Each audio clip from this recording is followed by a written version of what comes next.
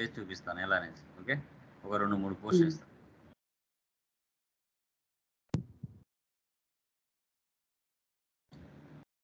ఓకేనా అండి? కనబడుతుందా పీపీటీ లోకేష్ ఇన్ఫోటెక్ అనేసి?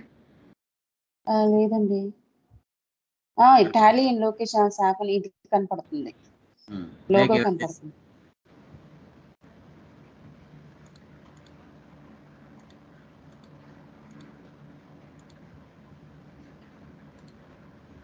పీపీటీ కనబడుతుందా? ట్రైనింగ్ జాబ్ కన్సల్టెన్సీ అనేసి కనపడుతుంది. అకౌంట్స్ డెఫినేషన్ కనబడుతుందా? ఓకే అండి, చూడండి. సో ఫస్ట్ మనకి అకౌంట్స్ అంటే ఏంటి? ఇది ఒక బిజినెస్కి సంబంధించిన లాంగ్వేజ్. అంటే ఒక సబ్జెక్టు ఏదైనా రాస్తున్నారు అంటే అది లాటిన్లో కానీ, ఫ్రెంచ్లో కానీ, గ్రీక్లో కానీ, బ్రిటిష్లో కానీ రాస్తారు. అకౌంట్స్ అనేది మనకి లాటిన్ లాంగ్వేజ్కి సంబంధించినది. ఓకే, ఇది ఒక బిజినెస్లో జరిగే డైలీ యాక్టివిటీస్ ఏవైతే ఉంటాయో, ఆ ట్రాన్సాక్షన్స్ ఏవైతే ఉంటాయో వాటిని డైలీ రికార్డింగ్ చేస్తారు. రికార్డింగ్ తర్వాత వాటిని క్లాసిఫైయింగ్, సమ్మరైజింగ్, రిపోర్టింగ్ అనేది జనరేట్ చేస్తారు. ఓకే, బిజినెస్ ప్రాఫిట్లో ఉందా, లాస్లో ఉందా, దానికి సంబంధించిన ఫైనాన్షియల్ పొజిషన్ ఎలా ఉందనేది కూడా మనం ఐడెంటిఫై చేయొచ్చండి. దీన్నే మనం అకౌంట్స్ అని చెప్పుకుంటాం.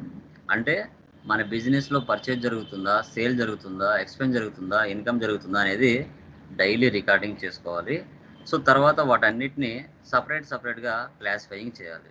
పర్చేజ్ ఎంత జరిగింది, సేల్ ఎంత జరిగింది, ఎక్స్పెన్స్ ఎంత జరిగింది, ఇన్కమ్ ఎంత జరిగింది అనేది క్లాసిఫైయింగ్ కూడా చేసుకోవాల్సి వస్తుంది.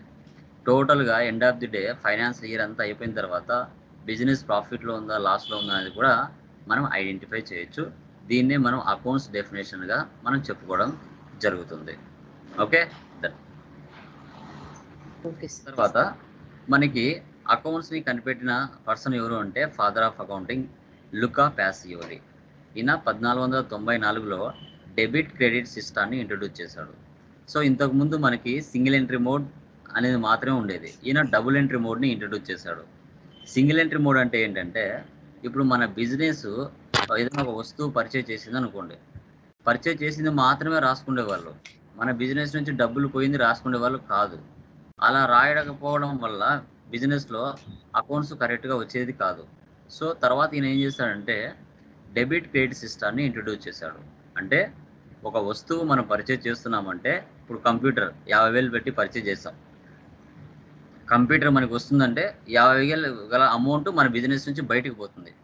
అలా 2 రాస్తేనే అకౌంట్స్ కరెక్ట్ వస్తాయని ఈయన ఇంట్రడ్యూస్ చేశాడు. ఓకే, అప్పటి నుంచి అకౌంట్స్ అనేది కరెక్ట్గా వస్తున్నాయి బిజినెస్కి సంబంధించి. అకౌంటింగ్ రూల్స్ అండి, ఇవి చాలా చాలా ఇంపార్టెంట్. సో ఈ అకౌంటింగ్ రూల్స్ వచ్చేసి personal, real, nominal. Personal, real, nominal. ఈ టాలీ మొత్తం నేర్చుకోవాలంటే ఇవి వస్తే చాలు. ఇవి 3 బాగా అర్థమైందంటే అకౌంట్స్ అంతా మనకు సబ్జెక్ట్ వచ్చినట్టే. సో ఈ అకౌంట్స్లో పర్సనల్, రియల్, నామినల్ అనేది చాలా ఇంపార్టెంట్. సో ఎందుకంటే ఇప్పుడు ఫర్ ఎగ్జాంపుల్ ఒక బిజినెస్ ప్రాసెస్ మొత్తం ఈ 3 మీదనే ఆధారపడి ఉంటుంది. అంటే ఇప్పుడు నేను ఒక బిజినెస్ స్టార్ట్ చేయాలి, నాకు డబ్బులు కావాలి. బిజినెస్ స్టార్ట్ చేసిన తర్వాత నాకు డబ్బులు కావాలి. ఓకే, సో డబ్బులు కావాలి అంటే నేనేం చేస్తాను, నా దగ్గర డబ్బులు ఉంది, లేదు నా దగ్గర లేకపోతే నేను బయటికి వెళ్ళి తెచ్చుకుంటాను. ఎవరి దగ్గర వెళ్ళి తెచ్చుకోవచ్చు అంటే persons, banks, institutes, companies, organisations, factories, agencies. అంటే బ్యాంక్స్ అంటే ఏమేమి వస్తాయండి మనకి? HDFC bank, okay, SBI bank, ICICI bank, ఏదైనా రావచ్చు. ఇన్స్టిట్యూట్స్ అంటే మనపురం గోల్డ్, ముత్తూట్ ఫైనాన్స్, ఇవి కావచ్చు. కంపెనీస్ అంటే మనకి like Wipro, TCS, Infosys, Cognizant, Capgemini, ఇలా కంపెనీస్ కావచ్చు. ఆర్గనైజేషన్స్ ఏవైనా కావచ్చు. So factories, agencies, Colgate, Dabur, ఇలాంటి ఏజెన్సీస్ ఎవరి దగ్గరికైనా వెళ్ళి మనం అప్పు తీసుకొని రావచ్చు ఒక బిజినెస్ స్టార్ట్ చేసుకోవాలి అంటే. ఓకే, బిజినెస్ స్టార్ట్ చేసామనుకోండి అంటే ఇప్పుడు ఒక ట్రైనింగ్ సెంటర్ అయినా, లేదంటే మొబైల్ షాప్ అయినా, లేదంటే కంప్యూటర్ స్పేర్ పార్ట్స్ షాప్ అయినా, ఏదైనా కావచ్చు. స్టార్ట్ చేయాలంటే క్యాపిటల్ అనేది మ్యాండేటరీ. క్యాపిటల్ అనేది మ్యాండేటరీ కాబట్టి మనం మనుషుల దగ్గర నుంచైనా, బ్యాంకుల దగ్గర నుంచైనా, ఇన్స్టిట్యూట్ల దగ్గర నుంచైనా, కంపెనీస్ దగ్గర నుంచైనా, ఎవ్వరి దగ్గర నుంచైనా వెళ్ళి తెచ్చుకోవచ్చు. ఓకే. క్యాపిటల్ తెచ్చుకున్నారు. క్యాపిటల్ తెచ్చుకున్న తర్వాత నీకు రిలేటెడ్, నీ బిజినెస్కి రిలేటెడ్ ఏమేమి అవసరం ఉంటాయి అంటే, ఇప్పుడు నేను ఒక ట్రైనింగ్ సెంటర్ పెట్టాలి. ట్రైనింగ్ సెంటర్ పెట్టాలంటే నాకు 5 lakhs క్యాపిటల్ కావాలి. ఓకే. క్యాపిటల్ బ్యాంక్ దగ్గరనో, ఇన్స్టిట్యూట్ దగ్గరనో తెచ్చుకున్నానండి. తెచ్చుకున్న తర్వాత ఇప్పుడు నేను ఏం చేయాలి? సో ఇన్స్టిట్యూషన్ ఎక్కడ పెట్టుకోవాలి? ఎక్కడైనా కాలేజీలు ఉన్న ప్లేసెస్లో, మంచి స్కూల్స్ ఉన్న ప్లేసెస్లో పెట్టుకోవాలి. సో అక్కడ నేను ఏం చేస్తానంటే ల్యాండ్ చూస్తాను. ఆ ల్యాండ్ మీద బిల్డింగ్ కన్స్ట్రక్షన్ చేస్తాను.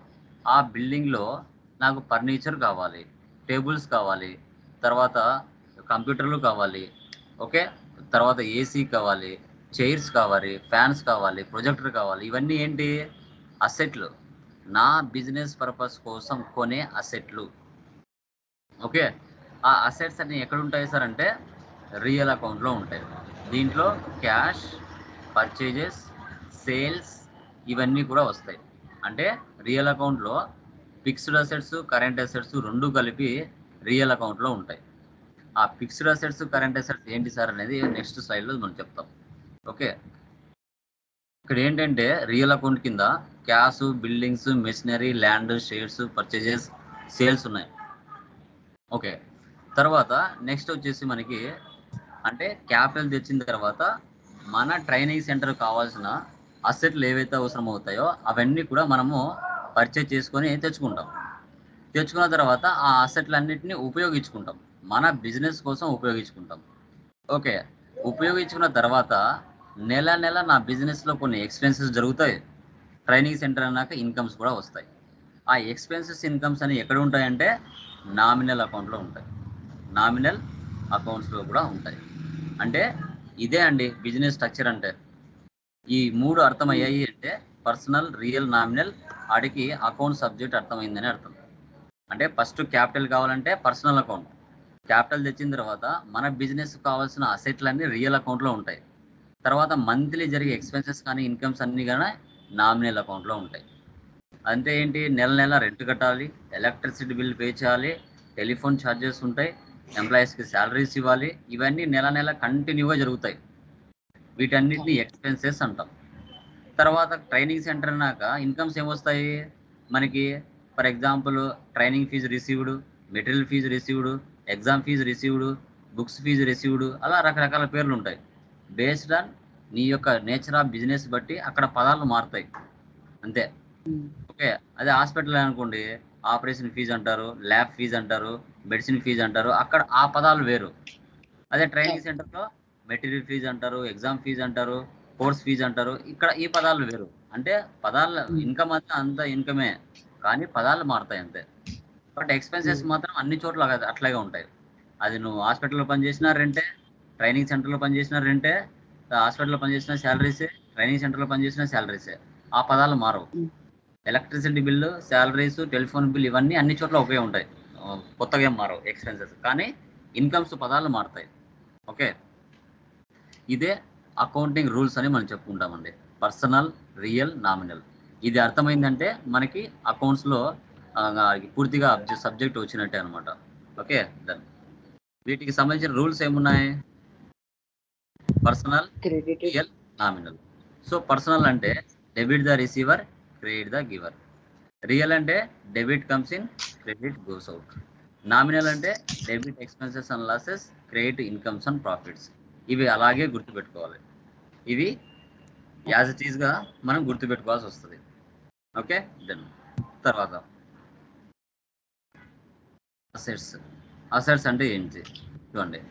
Fixed assets, current assets, fixed assets. Fixed, current, fixed అంటే ఏంటో తెలుసుకోండి. ఫిక్స్డ్ అసెట్స్ అంటే ఫర్ ఎగ్జాంపుల్ ఇక్కడ చూసినట్లయితే మీరు చూడండి, land, buildings, machinery, furniture, computer. ఇవి మన బిజినెస్ పర్పస్ కోసం పర్చేజ్ చేస్తాం. పర్చేజ్ చేసిన తర్వాత నెక్స్ట్ మనం ఏం చేస్తామంటే వాటిని ఉపయోగించుకుంటాం.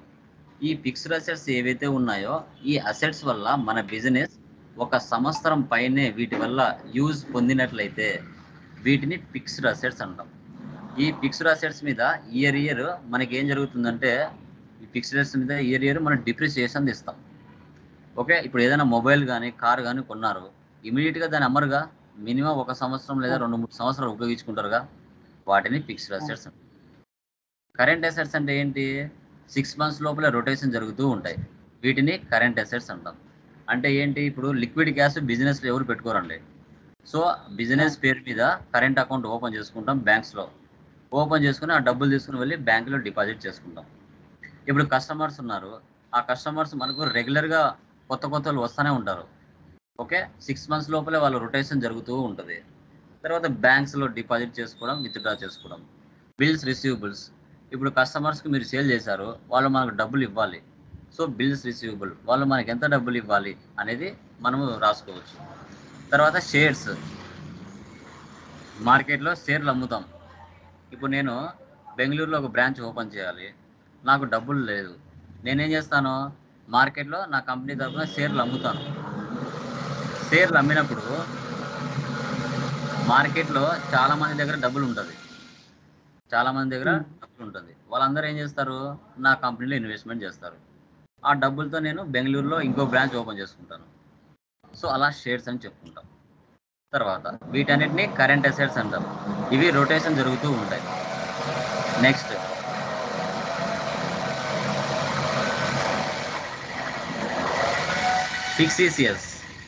ఫిక్సీసియస్ అంటే ఇవి కంటికి కనిపించవు. గుడ్ విల్, మంచిగా ట్రైనింగ్ ఇచ్చిన, లేదంటే టాటా ప్రోడక్ట్స్ ఉంటాయి, వాళ్ళు క్వాలిటీ క్వాంటిటీ చాలా మంచిగా మెయింటైన్ చేస్తారు. వాళ్ళకు వరల్డ్ వైడ్ వాళ్ళ బిజినెస్ అన్ని వాళ్ళు చాలా వరకు ఉన్నాయి, బట్ వాళ్ళ ప్రోడక్ట్స్ ఎవరైనా కొంటారు, ఎందుకంటే క్వాలిటీ మెయింటైన్ చేస్తారు. Good will. తర్వాత పేటెంట్స్ అంటే ఏంటి? ఇప్పుడు కరోనాకు ఫార్ములా కనిపెట్టిందండి ఏదో ఒక దేశం, ఆ ఫార్ములా ఇతర దేశాల్లో ఉపయోగించాలి అంటే ఆ గవర్నమెంట్ రైట్స్ ఇవ్వాలి, పేటెంట్ రైట్స్. వాళ్ళు ఇవ్వకపోతే మనం ఉపయోగించకూడదు మన గవర్నమెంట్లో. తర్వాత ట్రేడ్ మార్క్స్, ఈ కొన్ని కంపెనీస్ లోగో చూస్తేనే ఫలానా కంపెనీ లోగో అనేది మనం ఐడెంటిఫై చేయొచ్చు. సో దీన్ని మనం ట్రేడ్ మార్క్స్ అని చెప్తాం. ఓకే, సో ఇట్లా టిక్ మార్క్ ఉంటే నైక్ షూస్ అని, ఏనుగులు గుర్తుంటే ముత్తూట్ ఫైనాన్స్ అని, ఇలా మనం చెప్పేస్తాం అనమాట. నెక్స్ట్ కాపీ రైట్స్, అదే ఏదైనా ఒక సాంగ్ రాసినా, సినిమా స్టోరీ రాసినా, పోయం రాసినా, లేదంటే బుక్స్ తయారు చేసినా వాటికి కాపీ రైట్స్, అంటే మనం తయారు చేసినట్టుగా కాపీ రైట్స్ అనేది మనం పెట్టుకోవచ్చు. సో ఈ 3 కలిపితే మనకి రియల్ అకౌంట్లో ఉంటాయి. రియల్, పర్సనల్, రియల్, నామినల్ ఉంది కదా, ఈ 3 కలిపితే రియల్ అకౌంట్లో ఉంటాయి.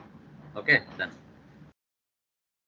తర్వాత ఎక్స్పెన్సెస్లో మనకు 2 రకాలు ఉంటాయండి, direct or factory, indirect or office. ఇవన్నీ ఫ్యాక్టరీలో జరుగుతాయి.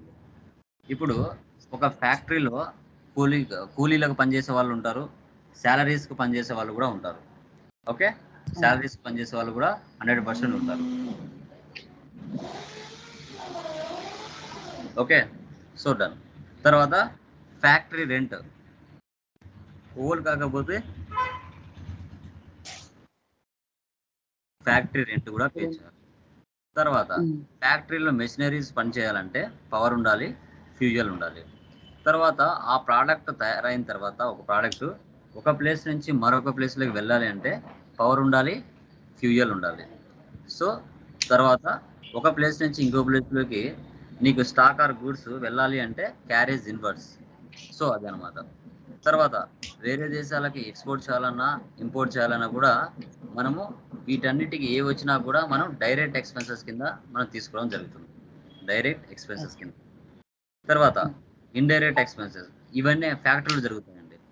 ఓకే, తర్వాత ఇండైరెక్ట్ ఎక్స్పెన్సెస్ అంటే శాలరీస్, మంత్లీ ఎంప్లాయీస్కి శాలరీస్ ఇవ్వాలి. ఓకే, అది కంటిన్యూగా జరిగే ప్రాసెస్. ఓన్ కాకపోతే రెంట్ పే చేయాలి. తర్వాత కమిషన్స్, సో ఎవరికైనా కమిషన్స్ కూడా ఇవ్వాల్సి వస్తుంది. ఇప్పుడు ట్రైనింగ్ సెంటర్ అనుకోండి, మీరు మా దగ్గర స్టూడెంట్స్ని జాయిన్ చేపిస్తే మేము మీకు కమిషన్ ఇస్తామని చెప్తాం, అలా కమిషన్స్ ఇవ్వాల్సి వస్తుంది. అసెట్లు పర్చేజ్ చేసి మనం ఆ అసెట్ల మీద ఇయర్ రిజిస్ట్రేషన్, ఎవరికైనా డిస్కౌంట్ ఇవ్వాల్సి ఉంటుంది. ఆఫీస్ అన్నాక ఎంక్వైరీ కాల్స్ ఉంటాయి, టెలిఫోన్ ఛార్జ్ చేయాల్సి వస్తుంది. సో ఇవన్నీ కూడా మనము ఇండైరెక్ట్ ఎక్స్పెన్సెస్ కింద చేయాల్సి వస్తుంది. ఓకే, చెప్పు క్లాస్లో ఉన్నాను, చెప్పు.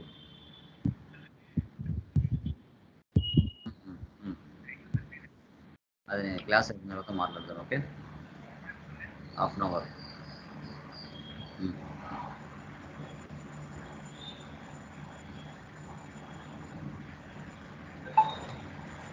ఓకే, సో ఇవన్నీ కూడా డైరెక్ట్ ఇండైరెక్ట్ ఎక్స్పెన్సెస్ కిందకి వస్తాయి.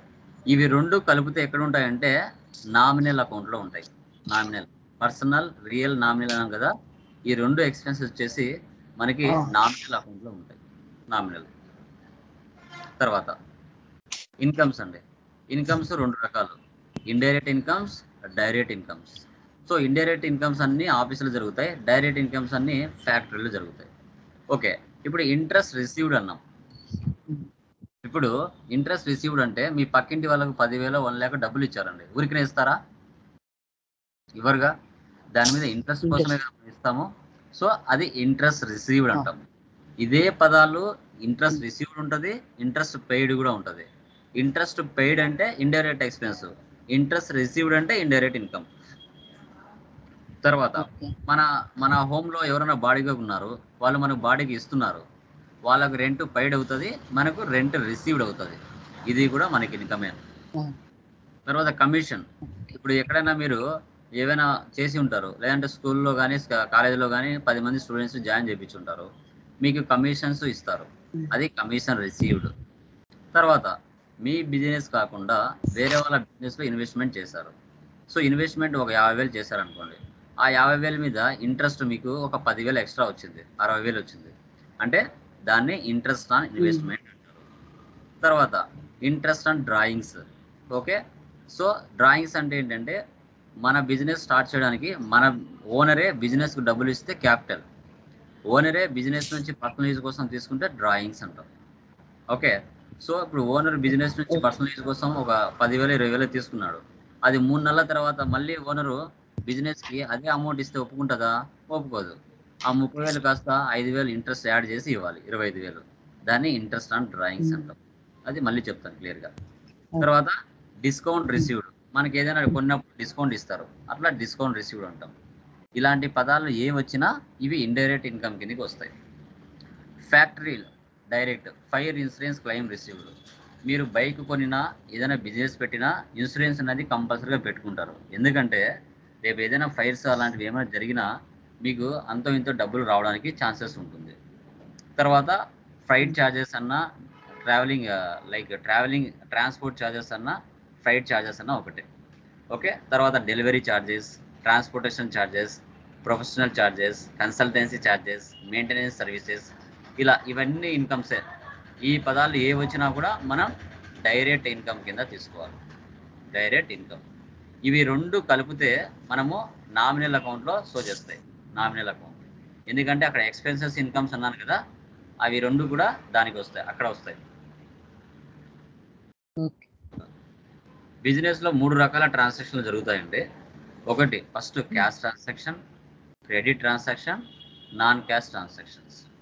సో చూడండి, ఇప్పుడు ఒక మార్కెట్కి మనం వెళ్ళిన తర్వాత ఒక ప్రోడక్ట్ని పర్చేజ్ చేసాం, ఆన్ ద స్పాట్ క్యాష్ కానీ చెక్ కానీ ఇచ్చి తెచ్చుకున్నాం, దీన్ని క్యాష్ ట్రాన్సాక్షన్ అంటాం, క్యాష్ ట్రాన్సాక్షన్. తర్వాత నెక్స్ట్ అది ఆన్ ద స్పాట్ అయిపోతుంది. నెక్స్ట్ ఒక బిజినెస్కి వెళ్ళాం కానీ డబ్బులు ఇవ్వలేదు, ఓకే, మనకు కావాల్సిన వస్తువులు తెచ్చుకున్నాం, దాన్ని cash or cheque, okay, credit, paid or received in the future అన్నాం. అంటే ఏంటి, మనకు కావాల్సిన వస్తువులు తెచ్చుకుంటాం కానీ డబ్బులు ఇవ్వం, అతను ఏం చేస్తాడు, మన పేరు రాసుకుంటాడు, దాన్ని క్రెడిట్ ట్రాన్సాక్షన్ అంటాం, క్రెడిట్ ట్రాన్సాక్షన్. తర్వాత నాన్ క్యాష్ ట్రాన్సాక్షన్స్, ఇవి ఆల్రెడీ జరిగిపోయి ఉంటాయి, no cash transaction in future or present.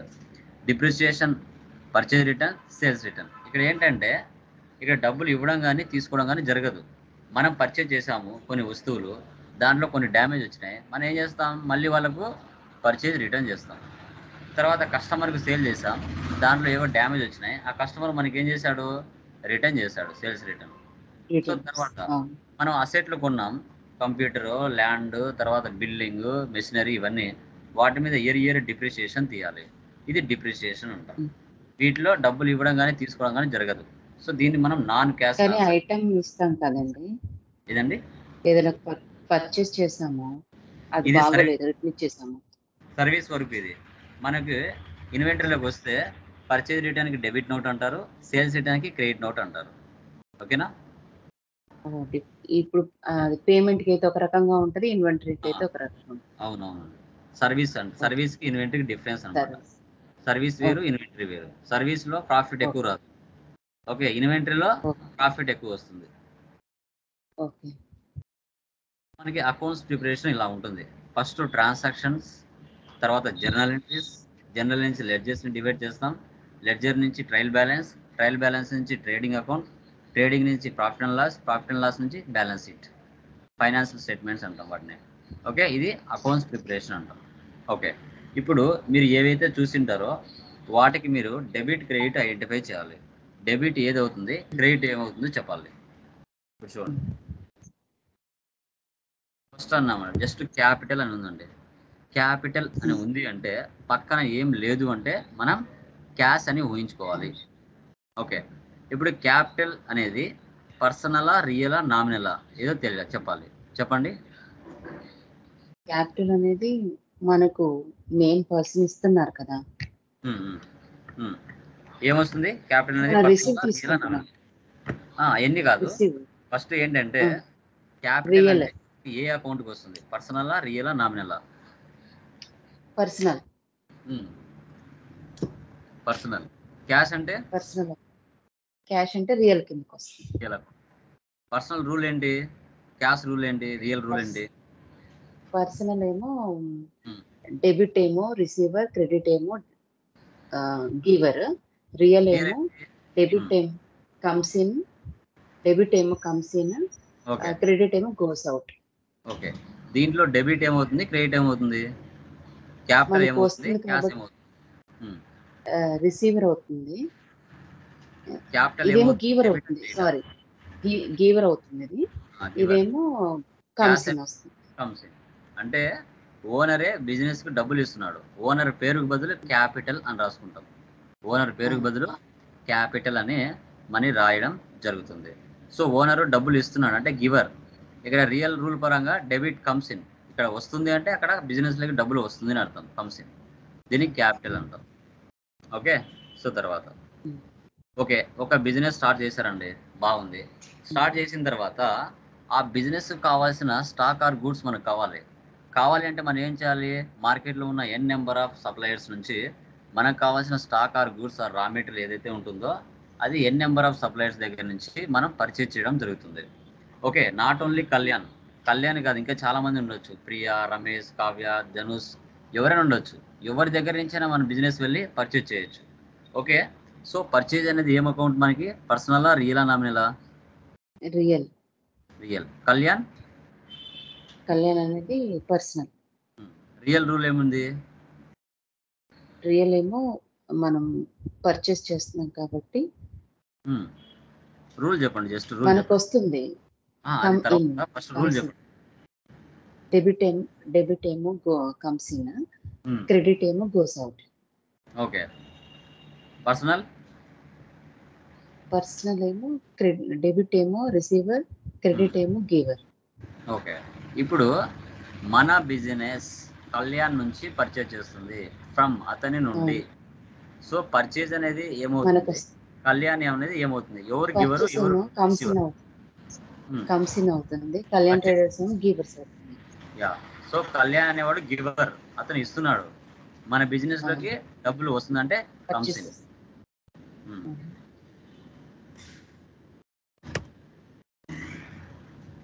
తర్వాత నెక్స్ట్, ఇప్పుడు ఇక్కడ జరిగిన ట్రాన్సాక్షన్ ఏదైతే ఉందో ఇది అప్పుగా జరిగిందా లేదంటే క్యాష్ గా జరిగిందా చెప్పండి.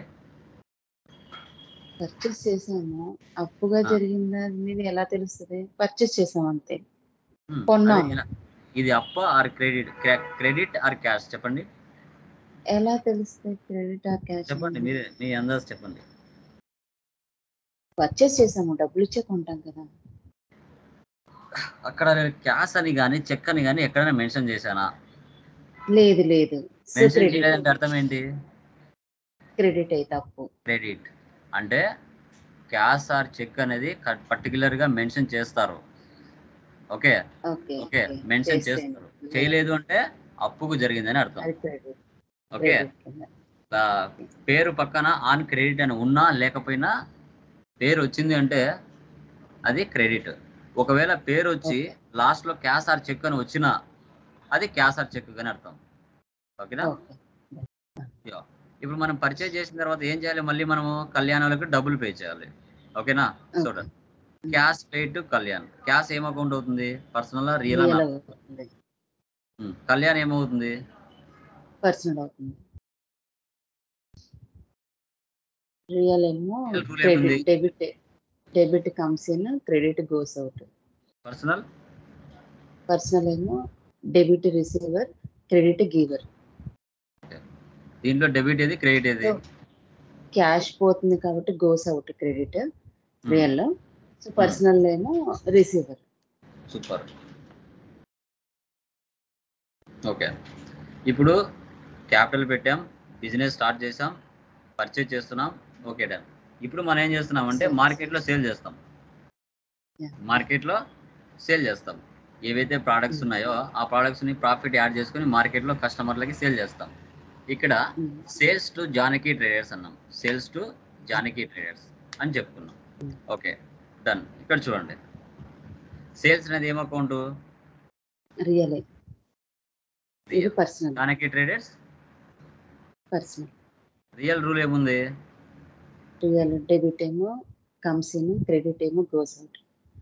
పర్సనల్ ఏమో డెబిట్ రిసీవర్, క్రెడిట్ గివర్. దీంట్లో డెబిట్ ఏమొస్తుంది, క్రెడిట్ ఏమొస్తుంది? సేల్ చేస్తున్నాం, ఐటమ్ పోతుంది కాబట్టి గోస్ అవుట్. ఓకే, తర్వాత అంతే. ఇది ట్రేడర్స్ ఏమో ఆపోజిట్ రిసీవర్, రిసీవ్ చేసుకుంటున్నారు కాబట్టి. ఓకే, ఇక్కడ జరిగే ట్రాన్సాక్షన్ అప్పుగా క్యాష్ కా? ఇది అప్పే. Very good. Next Janaki sale చేసిన తర్వాత జానకి మనకి ఏం చేయాలి? డబ్బులు ఇవ్వాలి. Okay, cash received from Janaki traders. ఆమె డబ్బులు ఇచ్చింది. ఓకే, క్యాష్ అనేది ఏం account? Real. Janaki traders personal. Okay, real rule ఏంటి? Real debit comes in, credit goes out. పర్సనల్కి వచ్చేసేమో debit receiver, credit giver. So cash receive చేసుకుంటున్నాం కాబట్టి comes in credit, debit. And ఇది వాళ్ళు మనకు పే చేస్తున్నారు కాబట్టి గివర్.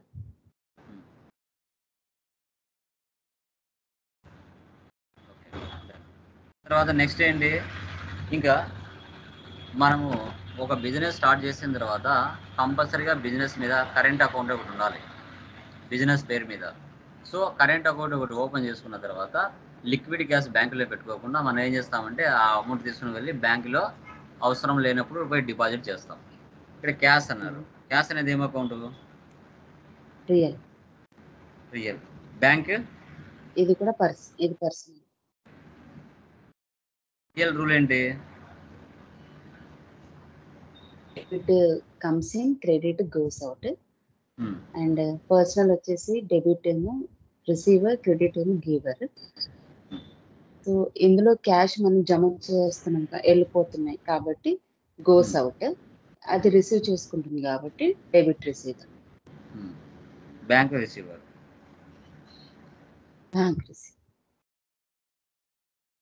తర్వాత బిజినెస్ లో మంత్లీ జరిగే ఎక్స్పెన్సెస్ కంపల్సరీ ఉంటాయి. బిజినెస్ లో ఎక్స్పెన్సెస్ జరిగే మంత్లీ ఎక్స్పెన్సెస్ కంపల్సరీ ఉంటాయి. రెంట్ పక్కన ఏం లేదంటే క్యాష్ అని మనం ఊహించుకోవాలి. సో రెంట్ అంటే ఏమనుకుంటూ? Personal, real, nominal?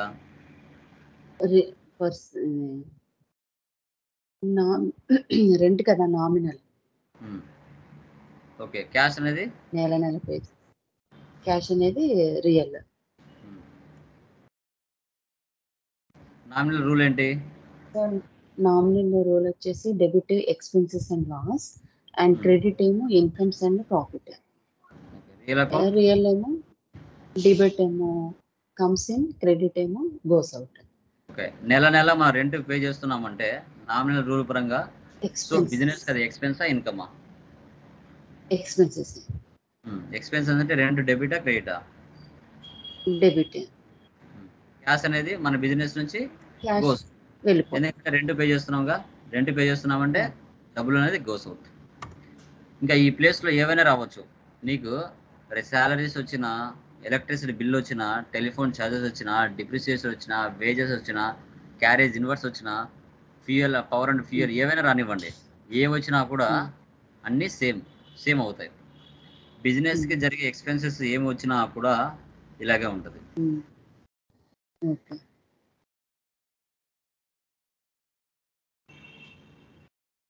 Same salaries and expenses, debit expenses అవుద్ది, ఇవేమో goes out. Next commissions received. Okay, commission received అంటే ఏం అకౌంట్ వస్తుంది? నామినల్ కాదు, అమౌంట్ తీసుకుంటున్నాం కదా, ఏమొస్తుంది? నామినలే వస్తుంది. క్యాష్ అనేది రియల్. నామినల్ రూల్ ఏంటి? నామినల్ డెబిట్ ఏమో expenses and loss and credit ఏమో incomes and profit. Real rule వచ్చేసి డెబిట్ ఏమో రిసీవర్ కమ్స్ ఇన్, క్రెడిట్ ఏమో గోస్ అవుట్. సో ఇక్కడ మనకు రిసీవ్ చేసుకుంటున్నాం కాబట్టి ఇన్కమ్స్, క్రెడిట్ వస్తుంది. ఓకే, క్యాష్ అనేది debit, out comes in. Okay, ఇంకా దీంట్లో రెంట్ రిసీవ్డ్ వచ్చినా, డిస్కౌంట్ రిసీవ్డ్ వచ్చినా, ఇంట్రెస్ట్ రిసీవ్డ్ వచ్చినా, ఇంట్రెస్ట్ ఆన్ డ్రాయింగ్స్ వచ్చినా, ఇంట్రెస్ట్ ఆన్ ఇన్వెస్ట్మెంట్ వచ్చినా, ఏవి వచ్చినా కూడా సేమ్ అనమాట.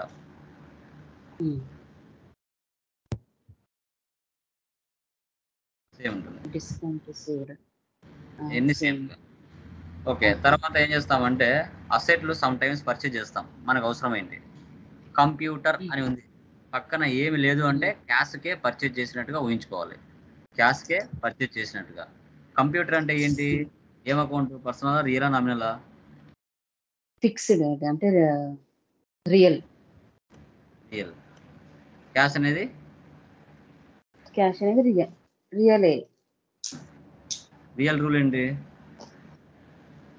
Debit receiver comes in, credit goes out. So ఇక్కడ కంప్యూటర్ కొన్నాం కదా, మనకే వస్తుంది, సో కమ్స్ ఇన్. క్యాష్ వెళ్ళిపోతుంది కదా, గోస్ అవుట్. ఓకే, కంప్యూటర్ అనేది డెబిటా క్రెడిటా?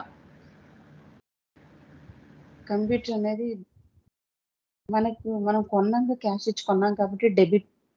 Okay, very good. క్యాష్ అనేది గోస్ అవుట్. Goes out. ఈ ప్లేస్ లో ఏది వచ్చినా అంతే same. Furniture, machinery, land, building ఏ వచ్చినా సేమ్.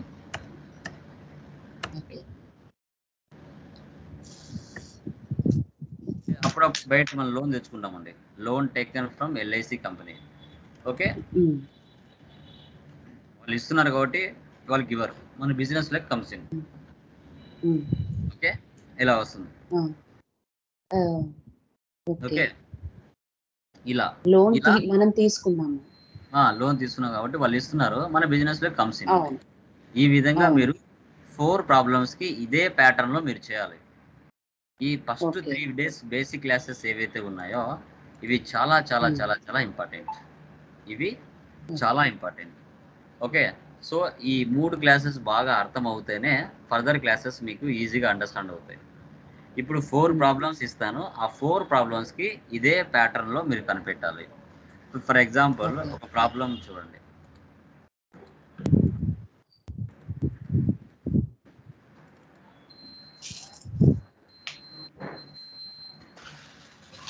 ఇప్పుడు చూడండి, నేహా ట్రేడర్స్ ఇది కంపెనీ. వీటన్నిటిని మనం జర్నల్ ఎంట్రీస్ అంటాం. వీటన్నిటిని జర్నల్ ఎంట్రీస్ అని మనం చెప్తాం. ఓకే, సో వీటిని మీరు ఏం చేయాలి అంటే, ఇప్పుడు క్యాపిటల్ ఉంది, పక్కన ఏం లేదంటే ఏం ఊహించుకోవాలి? క్యాష్ అని ఊహించుకోవాలి. Okay, so example Excel open చేస్తున్నాను నేను.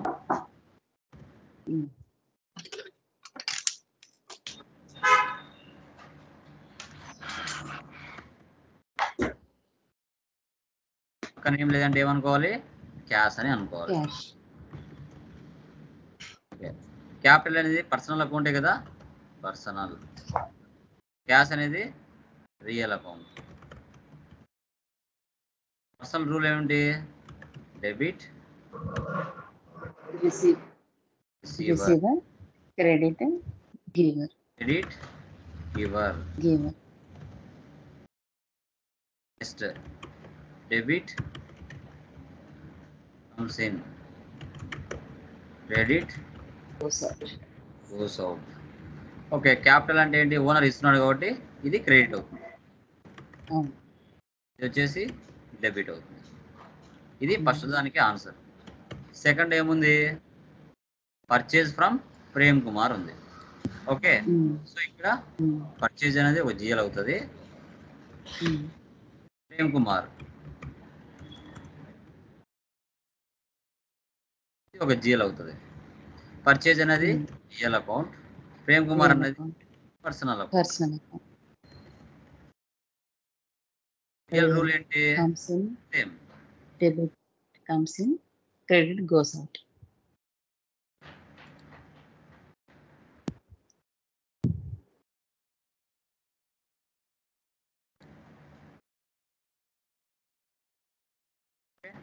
ఇప్పుడు పర్చేజ్ చేస్తున్నాం కదా, ఎవరు ఇస్తున్నారు ఇక్కడ? మనకి ప్రేమ్ కుమార్ ఇస్తున్నారు. మన బిజినెస్ లోకి కమ్స్ ఇన్ అంటే డెబిట్. నెక్స్ట్ థర్డ్ వన్ ఏముంది ఇక్కడ? Sales to Priya traders. Okay, sales separate, Priya traders separate.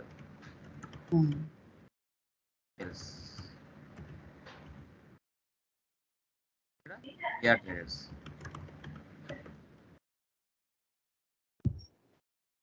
Sales అంటే real account, same as it is గా వస్తుంది. ఓకే, సో సేల్ చేస్తున్నామంటే మన బిజినెస్ నుంచి స్టాక్ అనేది బయటికి వెళ్తుంది. బయటికి వెళ్తుందంటే గోస్ అవుట్ కదా, ఇది సిఆర్. ఇక్కడ వాళ్ళు ఎవరు రిసీవ్ చేసుకుంటున్నారు? ఇక్కడ పర్సనల్ ప్రియా రిసీవ్ చేసుకుంటుంది, డెబిట్. ఇట్లా మీరు ఏం చేయాలంటే ఈ ప్రాబ్లం తర్వాత కళ్యాణ్ ఎంటర్ప్రైజెస్, తర్వాత రాజన్ ఎంటర్ప్రైజెస్, తర్వాత ఉషా ఎంటర్ప్రైజెస్, ఈ 4 ప్రాబ్లమ్స్కి డెబిట్ క్రెడిట్స్ ఐడెంటిఫై చేయాలి. ఇలా చేస్తేనే ఫర్దర్ క్లాసెస్ మీకు నీట్గా అర్థమవుతాయి. ఓకే, ఎక్సెల్ లో టైప్ చేయమంటారా? ఇప్పుడు మీరు ఎక్సెల్ కదా, ఒక నోట్స్ తీసుకొని రాయండి. నేనేమంటే నోట్స్ లేదు కాబట్టి నేను ఎక్సెల్ లో చూపించాను. 1 by 1 నీట్ గా ఫస్ట్ క్యాపిటల్ అని రాసి కింద ఇప్పుడు నేను ఎలా చేశానో అలా చేయండి. ఇట్లా ఉన్నాయి కదా, ఇట్లా సేమ్ ఇదే ప్యాటర్న్ లో చేయండి. ఇదే ప్యాటర్న్ లో చేయండి. ఇదే ప్యాటర్న్ లో మనకి చేసేస్తే ఒక క్లారిటీ వచ్చేస్తుంది మీకు. ఏది ఎందుకు ఇది డెబిట్ అయింది, ఎందుకు ఇది క్రెడిట్ అయింది అనేది మీకు ఒక క్లారిటీగా తెలిసిపోతుంది. ఓకేనా? సో అదే అండి ఫస్ట్ క్లాస్ వచ్చేసి మనకి